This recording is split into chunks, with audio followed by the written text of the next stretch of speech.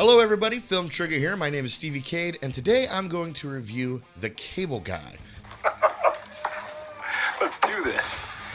The 1996 dark comedy directed by Ben Stiller and starring Jim Carrey, Matthew Broderick, Leslie Mann, and Jack Black. And essentially the movie is about this cable guy named Chip Douglas, who's played by Jim Carrey, who makes friends with a customer, Stephen Kovacs, which is played by Matthew Broderick. So after some time, the friendship becomes kind of sketchy, and Stephen Kovacs kind of steps back and tries to end the friendship.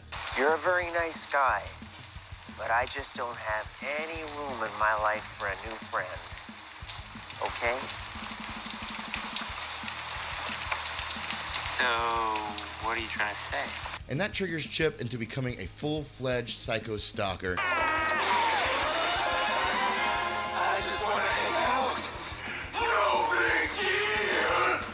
Who alienates Stephen from his friends, his family, his relationships, but ultimately comes to a poetic and surprisingly satisfying conclusion.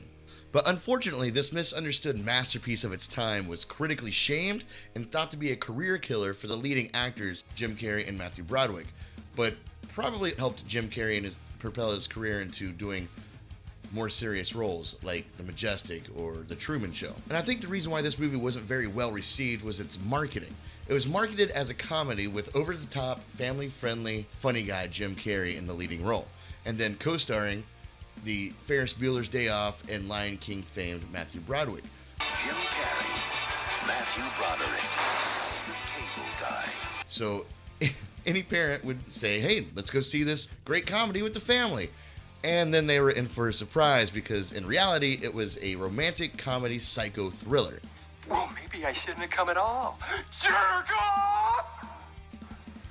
And nobody saw that coming. Its complex yet well-balanced plot was a product of popular thrillers of its time.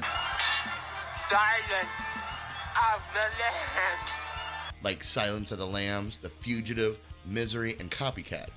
And what it kind of did to the thriller genre, or at least was trying to do, is what Scream did to slashers. And that was seemingly narrating itself through the actions of an obsessed superfan while still holding its own as a thriller. But we almost got a completely different movie to begin with. The original script by Lou Holtz Jr. was a more lighthearted comedy, and it was set to star Chris Farley.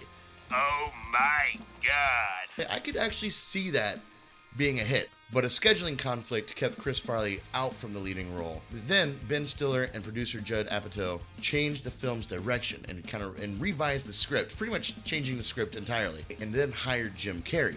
And Jim Carrey was on board with their vision. He wanted Chip Douglas to be more complex, menacing, and sinister of a character. I'm just so tired, Steven. Even saying he wanted the cable guy to be Alfred Hitchcock meets Jerry Lewis, which they did. One thing you can say about this movie is they did exactly what they set out to do. They knew what they wanted and they executed it perfectly. Even in small ways, like tying in subplots, like the Sam Sweet murder case trial that you watched throughout this whole movie. Hi, I'm Tabitha Soren with MTV News.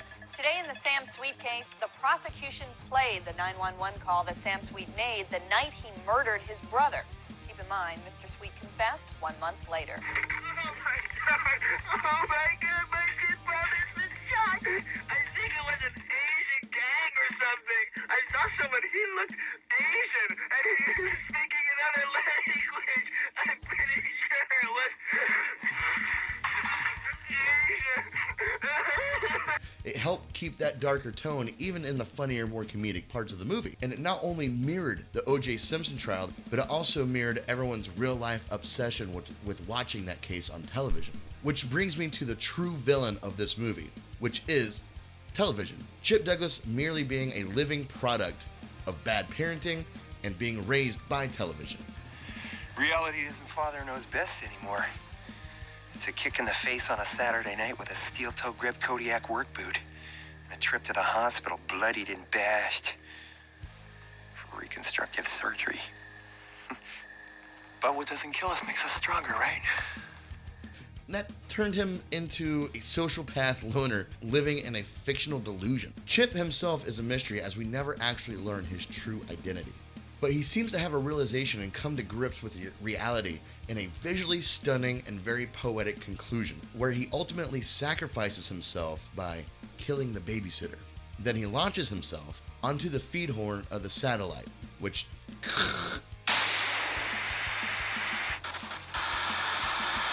Although Jim Carrey actually wanted Chip Douglas to die at the end of this movie, but it was a little too dark considering this is still a comedy.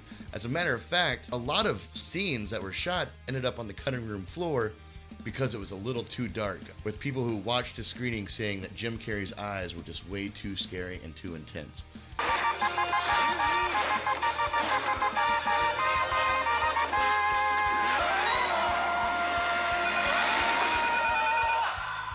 Which says a lot about Jim Carrey's acting in this film. We, as an audience, weren't ready for that type of Jim Carrey acting yet. We didn't know he had those chops quite yet. Though be it, even though it was a darker comedy, he still, on the surface, gave us that funny, quirky Jim Carrey that we're used to.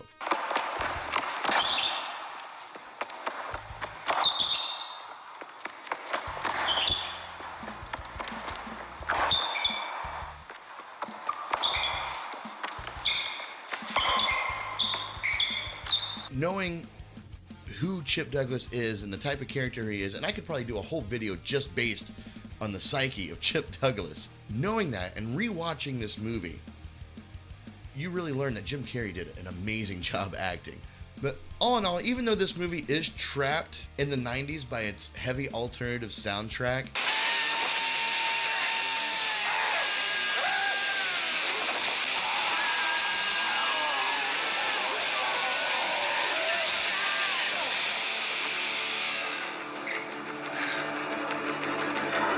the message of humans being zombified by television is still prevalent today, even more so with the easy access that we have to internet, our phones, pretty much televisions in our pocket for us to use whenever we want at any given time. This concludes our broadcast day.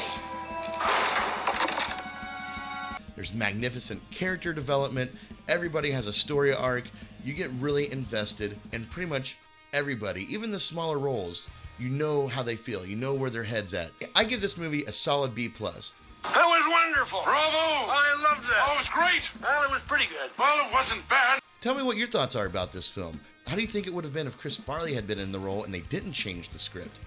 Have you watched the movie lately? If not, go back and rewatch it and then revisit and let me know in the comment section below what you think. And while you're hanging out down there, make sure you hit that subscribe button and the bell ding thing so you get notified every time I upload a new video. Alright guys, thank you so much for watching and stay trigger happy, my friends. Peace. You're gonna have to do better than that, Steven. Steven? Steven!